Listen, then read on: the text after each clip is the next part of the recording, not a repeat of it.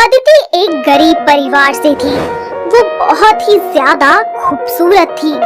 उसकी सुंदरता देखकर लोग बस उसी के बारे में ही बातें किया करते थे और आए दिन लड़के उसे छेड़ते ही रहते थे। वो अपनी विधवा माँ रेणुका के साथ रहा करती थी। उसकी माँ अपनी बेटी को उन बदतमीज लड़कों से बचाने के लिए अदिति की खूबसूरती को एक ब्लैक मेकअप से छुपा कर रखती थी। यहाँ तक कि सिर्फ उसके चेहरे पर ही नहीं बल्कि उसके पूरे बदन पर काला कलर लगा देती थी, जिससे सबको यही लगता था कि अदिति एक सांवली और बदसूरत लड़की है।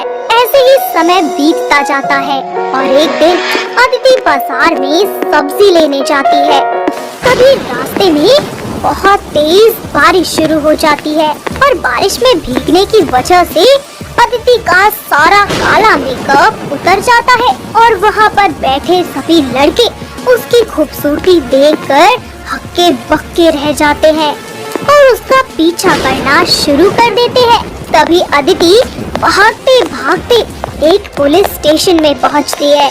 वहाँ एक विजेंद्र नाम का इंस्पेक्टर होता है और वो अदिति की खूबसूरती देखकर दंग रह जाता है। तभी अदिति उससे कहती है, साहब मुझे बचा लीजिए, कुछ लड़के मेरे पीछे पड़े हैं, प्लीज प्लीज मेरी मदद कर दीजिए। अरे मैडम चिंता ना करो, मैं हूँ ना, अब मेरे होते कोई परेशान ना करेगा आपको। अच्छा अब मैं चलती हूँ। अरे हम किस दिन काम आएंगे? अरे हम छोड़ देंगे। नहीं मैं चली जाऊंगी। अरे छोड़ देंगे हम। विजेंद्र अदिति को बाइक पर बिठाकर उसके घर छोड़ देता है। ऐसे ही अगली सुबह वो फलों से भरी टोकरी और बहुत सारी ज्वेलरी के साथ शगुन का सामान लेकर अदिति के घर पहुंचता है और उसकी माँ के पैर छूकर बोलता है, और बताइए होने वाली सासू माँ। सासू माँ? जी वो क्या है ना, मुझे आपकी बेटी अदिति अरे घनी पसंद आ गई है। पर साहब आपको तो इससे भी अच्छी लड़की मिल जाएगी, आप किसी और से शादी कर लीजिए, मेरे अदिति के पीछे ही क्यों पड़े हैं? अरे कहीं ऐसा ना हो जाए, ये बंदूक है ना, मुझे आप दोनों के सर पे रखनी पड़ जाए, समझे? इतना बोलकर विजेंद्र वहाँ से चला जाता है। अदिति और उसकी माँ विजेंद्र की कही बातों से बहुत ही ज्यादा डर जाते हैं और रातों रात वो शहर छोड़कर दिल्ली आ जाते हैं। यहाँ भी उसकी माँ उसकी खूबसूरती को छुपाने के लिए अदिति के चेहरे पर काला रंग लगा कर रखती थी। कुछ वक्त यूं ही बीत जाता है। दोनों को एक शांति निवास नाम के बंगलों में सफाई का काम मिल जाता है। ऐसे ही समय बीतता रहता है और धीरे धीरे अदिति की माँ की तबीयत खराब होना शुरू हो जाती है, जिसकी वजह से अब उसे अकेले ही काम पर जाना पड़ता है। उसे ऐसे अकेला आता देखकर बंगलों की मालकिन लीलावती बोलती है, क्यों री काली घटा, आज तेरी माँ क्यों नहीं आई काम पर? मालकिन वो माँ की तबीयत ठीक नहीं है, इसीलिए वो नहीं आई। अब से सारा काम मैं अकेले ही करूँगी।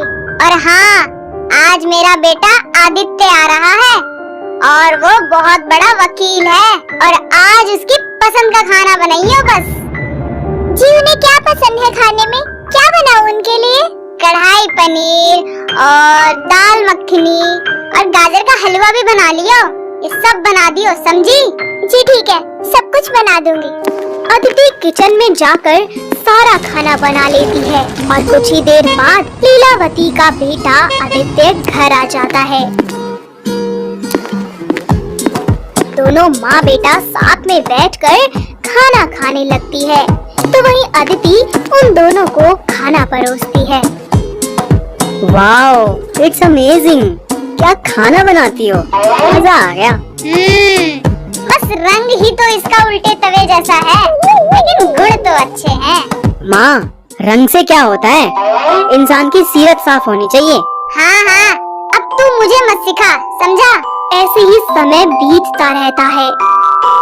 आदित्य अदिति को चाहने लगता है और एक दिन लीलावती का छोटा बेटा, जो कि एक पुलिस वाला होता है, वो लीलावती के घर आता है।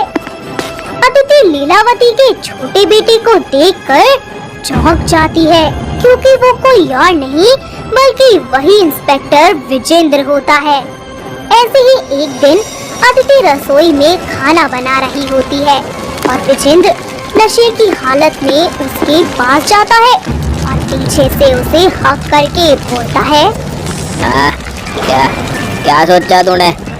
बच जाएगी मेरे से? आप मेरे पीछे क्यों पड़े हैं? आखिर क्या बिगाड़ा है मैंने आपका? मेरी नींद, मेरा चैन, मेरा होश, अरे सब उड़ा दिया तुमने। प्लीज प्लीज मुझे छोड़ दो, मुझे जाने दो प्लीज। विजेंद्र जबरदस्ती अदिति को किस करने की कोशिश करता है। तभी वहाँ आदित्य आ जाता है और अपने भाई को जोरदार तमाचा लगाता है। फिर बोलता है, विजेंद्र, लड़कियों की इज्जत करना भूल गया है क्या तू? या कभी सीखा ही नहीं? दफा हो जाए यहाँ से, और दोबारा अगर ऐसा किया ना तो जान से मार दूंगा। अरे अरे भाई, आप ना जानते वो लड़की क्या चीज है। ये जो है वो दिखती नहीं, और जो नहीं है वो दिखाना चाहती है। बकवास बंद कर अपनी और जा यहाँ से, समझा? जब नशा उतर जाए ना तब बात करना। अरे इसे बोलो तो सही, एक बार मुंह धो के आएगी, सारा रंग धुल जाएगा इसका भी। अदिति, ये सब क्या हो रहा है? क्या बोल रहा है विजेंद्र? कौन सा सच है तुम्हारा? बोलो। अदिति आदित्य को उसके कमरे में ले जाती है और बाथरूम में जाकर अपनी बॉडी से सारा ब्लैक मेकअप निकाल कर आदित्य के सामने आती है और उसकी सुंदरता देखकर आदित्य के होश ही उड़ जाते हैं। कुछ देर बाद वहाँ पर लीलावती आती है और अदिति का ऐसा रूप देखकर वो हैरान हो जाती है और बोलती है, ये है मेरी सच्चाई, असल जिंदगी में मैं ऐसे दिखती हूँ, देख लो मेरा रूप। हे भगवान, अरे ये काली घटा कहाँ गई? अब कौन सा क्रीम लगा लिया तूने जो रातों रात तेरा चेहरा ही बदल गया?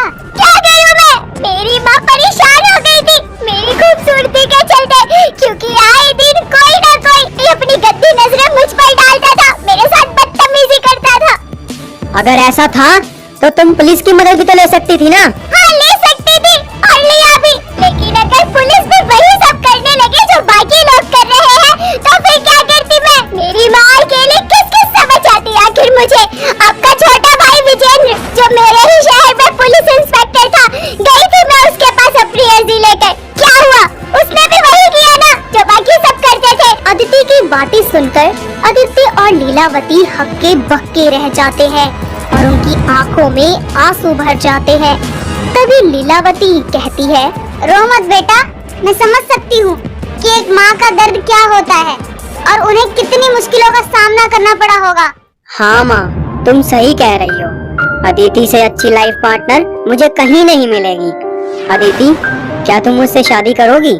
मैं तुमसे बहुत प्यार करता हूँ और सिर्फ इसी वजह से नहीं कि तुम सुंदर हो, बल्कि मुझे तुम्हारा दिल पसंद है और तुम्हारी सच्चाई तो आज मेरे सामने आई है, लेकिन मैं प्यार तो तुमसे पहले से ही करता हूँ। इस तरह अदिति की सच्चाई सभी के सामने आ जाती है, जिसके बाद आदित्य अदिति से शादी कर लेता है और साथ ही विजेंद्र को भी एक लड़की के साथ बदतमीजी करने और मानसिक हानि पहुंचाने के लिए अपनी पुलिस की वर्दी से हाथ धोना पड़ता है। अब अदिति को किसी के भी सामने अपनी असलियत छुपाने की कोई जरूरत नहीं पड़ती। फिर सब मिलकर एक साथ खुशी खुशी रहना शुरू कर देते हैं। तो दोस्तों, कैसी लगी आपको हमारी ये सांवली बहू और हॉट पति की कहानी? क्या आपके घर के आसपास भी है कोई ऐसी लड़की जिसे अपनी खूबसूरती को छुपाने के लिए इस तरीके का कोई नुस्खा अपनाना पड़ता हो? अगर हाँ, तो उसे ये वीडियो दिखाइए और हमें कमेंट करके बताइए। दोस्तों, अगर आपको ये कहानी पसंद आई तो इसे लाइक करें, शेयर करें और कमेंट करके बताएं कि कहानी में आपको सबसे अच्छा क्या लगा।